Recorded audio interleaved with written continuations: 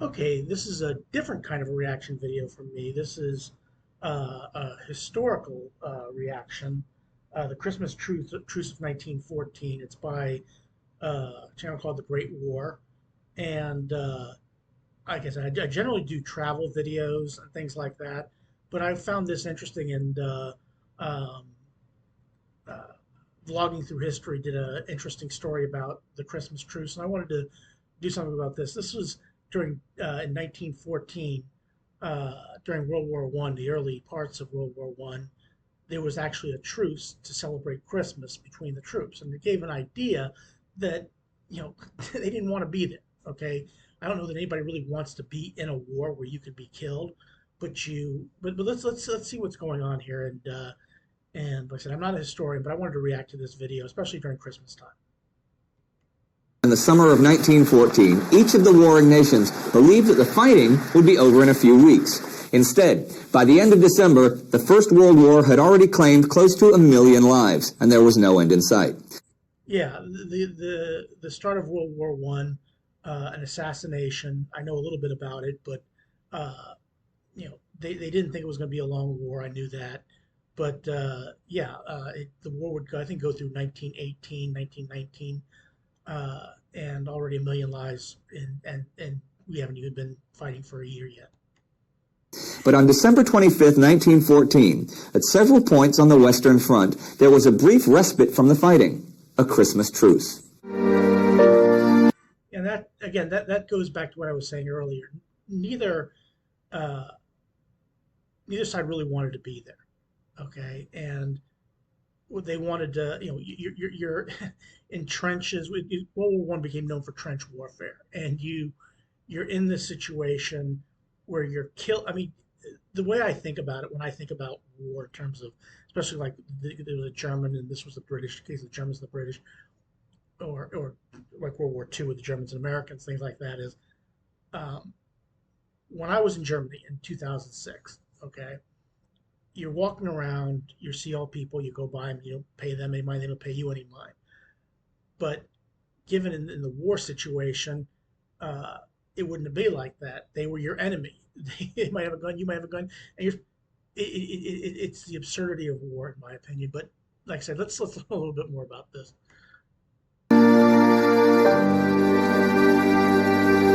I'm Indy Nidell. Welcome to a Great War special on the Christmas Truce of 1914.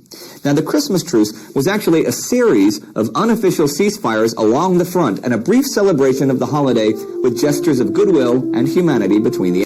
Yeah, it wasn't like somebody raised a white flag and everybody did this, or there was some pre-planned thing by the top command or talking, say, hey, let's just not kill each other on Christmas Day. Let's celebrate it together, and then we'll get back to fighting. It was just, it really was just a series of unplanned goodwill by soldiers on both sides. The enemies. A more formal Christmas truce had in fact... And the generals didn't care for it very much and took plans to make sure it wouldn't happen again, even though there were little efforts made in the following years. Fact already been suggested by no less than Pope Benedict XV 3 weeks earlier, but the warring nations refused such an official act. This brief meeting of enemies as friends in no man's land was something that thousands of men experienced on that day 100 years ago, and today that event is often seen as a shining moment of sanity that stands out from the rest of the bloody war, a spontaneous effort by the lower ranks to create a general peace that could perhaps have blossomed if not for the interference of generals and politicians. The reality is less romantic and a bit more down to earth. It was a totally organic affair that in many places didn't even register a mention, while in... I know there was a story that there were British soldiers were in their trenches, and all of a sudden they heard Silent Night being sung in German, and they reacted to it and started singing it in English because the Germans were celebrating Christmas Day as they normally would in the hell that they were in. In others was a life-changing event that had a huge impact on those who took part. But it wasn't even the first spontaneous truce that month. On December 11th, 2 weeks earlier, the War Diary of the Essex Regiment records a rather peculiar truce between British and German forces that goes as follows. I didn't know about this one. Quote, as I told you before, our trenches are only 30 or 40 yards away from the Germans. This led to an exciting incident the other day. Our fellows have been in the habit of shouting across to the enemy, and we used to get answers from them. We were told to get into conversation with them, and this is what happened. From our trenches, good morning, Fritz. No answer. Good morning, Fritz. Still no answer. Good morning, Fritz. From German trenches. Good morning. And then from our trench. How are you? All right. Come over here, Fritz. No, if I come, I get shot. No, you won't. Come on. No fear. Come and get some fags, Fritz. No. Of course, fags is cigarettes in England. Has a different definition in the United States, but No, you come halfway and I meet you. All right. One of our fellows thereupon stuffed his pocket with fags and got over the trench. The German got over his trench, and right enough, they met halfway and shook hands, Fritz taking the fags and giving cheese in exchange. It was good to see the Germans standing on top of their trenches, and the English also, with caps waving in the air, all cheering. About 18 of our men went halfway and met about the same number of Germans. This lasted about half an hour, when each side returned to their trenches to shoot at each other again. and that should tell you something about it, okay? They don't want to be there any more than you want to be there. And if we could come to common ground, I'll give you my cigarettes, you give me your cheese, okay? It's and then you go back to killing each other again, okay? And that's the absurdity of war when you think about it. What I have written is the truth, but don't think we got chums, as 2 of our fellows were killed the same night, and I don't know how many of them. End quote. So this happened 2 weeks before Christmas, but a week before that, British General Sir Horace Smith-Darien had issued specific instructions against this sort of fraternization with the enemy. He wrote that experience of trench warfare shows time and time again that enemy troops in close proximity to one another slide, if allowed, into a live and let live mentality, which he saw as the greatest danger to morale there was. For once the soldiers sink into this sort of lethargy, it is extremely hard to get them out of it and continue to fight effectively. So although this phenomenon... And yeah, I can understand this thinking like that, but if you don't want to be there, and you don't want to be... I mean, look, these troops did not have, apart from the fact that, your country's declared war, and you're in a battle and they have guns and they're shooting at you and you're shooting at them. I get all that. But if you don't want to be there and it's the holiday time when goodwill towards men is something you'd like to you'd like to experience the holiday season without dying during the holiday season. That's what it looks like happens here. Is understandable and can even inspire sympathy. Smith-Darien ordered his divisional commanders to absolutely prohibit any friendly intercourse with the enemy of any kind. But even following this directive still allowed the troops to prepare for Christmas. On December 23rd, a German soldier, Karl Aldag, reports that both sides had been heard singing hymns in the trenches.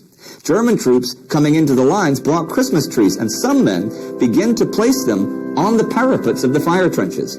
On Christmas Eve, 1914, the weather changed to a hard frost, making trench conditions slightly more bearable. 98 British soldiers die that day, many from sniper fire. A German plane drops a bomb on Dover, the first air raid in British history. As the day wears on, carols and hymns are sung in greater and greater numbers, and a gradual exchange... Again, it's the time of season, and they want to experience it. So, I mean, you can certainly understand why, now obviously this doesn't happen in World War II. Nobody, there was no Christmas truce in 1944, and nobody was going to be singing Christmas carols with the Nazis. But in World War I, it was a little bit different. Exchange of communication and even meetings takes place in some parts of the line. Many of these meetings are to arrange collection of bodies. In other places, firing continues. Battalion officers are uncertain how to react, though in general, they may... Yeah, they allowed their to collect the dead bodies and give them a proper burial, and nobody would shoot on them if you were collecting bodies. Really sad thing, because people were still dying and would continue to die in the coming years. Maintain battle order. The night brings a clear, still air with a hard frost. And then it's Christmas. Church services are held behind the lines. Christmas dinners are taken in barns and shattered buildings. But the fraternization is the big story. Many men record the strange and wonderful events of the day. Many Englishmen exchange tokens or addresses with German soldiers. Yeah, they exchange tokens of gratitude and I mean, look, think about this. You're in a war. You're fighting. You're for one day, for one moment, you're able to put your weapon down and go and okay, fraternize with the enemy, but he's fraternizing with you, and you're not going to die. You're finding maybe some common ground. Of course, now the generals behind you are not too thrilled with this, but for your perspective, being in the trenches in that miserable existence, you're able to have one day where you can at least know you're not going to die and uh, turn it into a good experience for yourself. A lot of whom speak English. In other areas, there is considerable activity. The 2nd Grenadier Guards suffer losses in a day of heavy fighting, for example, and as night fell, things grew quiet. And again, this wasn't a like the generals for Germany and the generals or generals for the Germans and the generals for the English all got together and said, let's have a truce for a day. This was spontaneous. This was just something uh,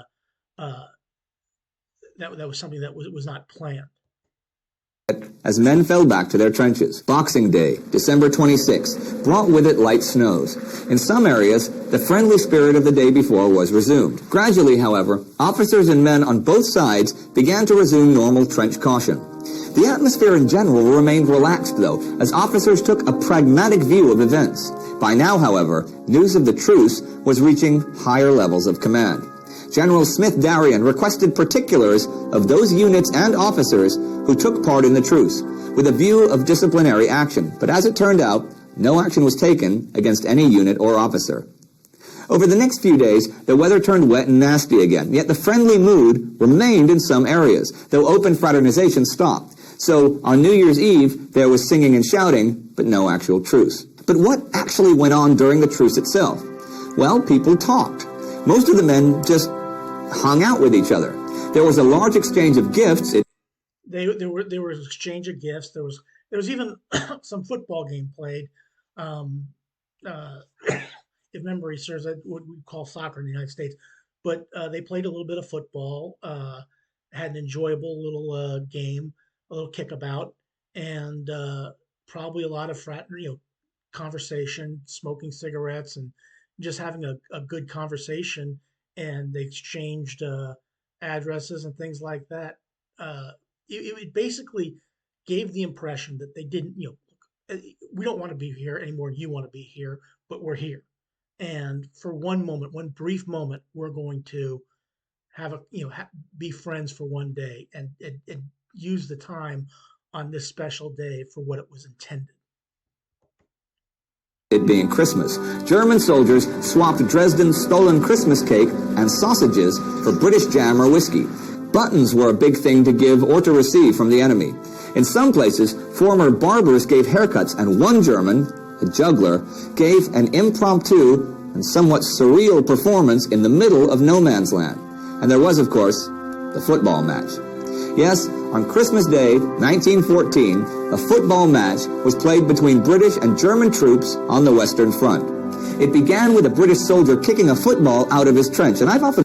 And here, well, I don't know what he's going to say, but where did they get a foot? Who brings a football to a war, or a soccer ball to a war? Wondered how it got into the trench in the first place. Yeah. The Germans joined in, and according to the diary of the 6th Cheshire Regiment, the Germans won the match 3-2. This mood of joy and peace was not shared by everyone, though. There were a lot of French troops that were incredulous and scornful of this happy time of fraternization that was taking place on their invaded soil. Some British troops reported French women spitting at them for taking part in the truce. And of course, there was no real hope of the truce being... And you can kind of understand their point of view. I mean, I agree with spitting on the troops or getting, but they're getting upset because this is their land that's being destroyed here. But but again, at the same time, it's also Christmas time, and Christmas time is a time of joy. And it's supposed to be a time of joy and friendship. And why are we killing each other? And that's, so I can see both sides there. Maintained, and the war quickly returned with all its fury. The truce was fairly widely reported at the time, but oddly enough, historians didn't show much interest in it. The first comprehensive look at it came only in 1981 with the BBC documentary Peace in No Man's Land and its companion book, Christmas Truce, which featured loads of first-hand accounts from letters and diaries. Yeah, a lot of British soldiers, and I imagine German soldiers as well, wrote about it and told the story. And a lot of these stories tend to contradict each other a little bit, but nobody can deny that this actually happened. And it's an important moment in world history, in my opinion, that during a war they were able to stop and, at least for a brief moment of time, enjoy each other's But it company. happened. In the middle of the largest war in history came a moment of peace and humanity. Sadly, such a moment was not to happen again, for by Christmas 1915, those same men who celebrated the truce with each other were now murdering each other with poison gas. This was modern war. It's almost the new year, and the war has now raged for 5 months. If you'd like to know how the world spiraled into this war, click here to see our 3-part Prelude to War specials. And if you'd like to read some soldiers' letters on how they actually experienced the Christmas truce, you'll find links to them in the description box below. Yeah, this was a just different kind of video for me to do. Like I said, I'm not a historian, but I did know about the Christmas truce of 1914. And I wanted to do a reaction video, and this is from the Great War. Please click like, share, and subscribe for them. They do an excellent job. I watch a lot of their videos. And please click like, share, and subscribe for me, and have a happy holidays, Merry Christmas, and thanks for watching.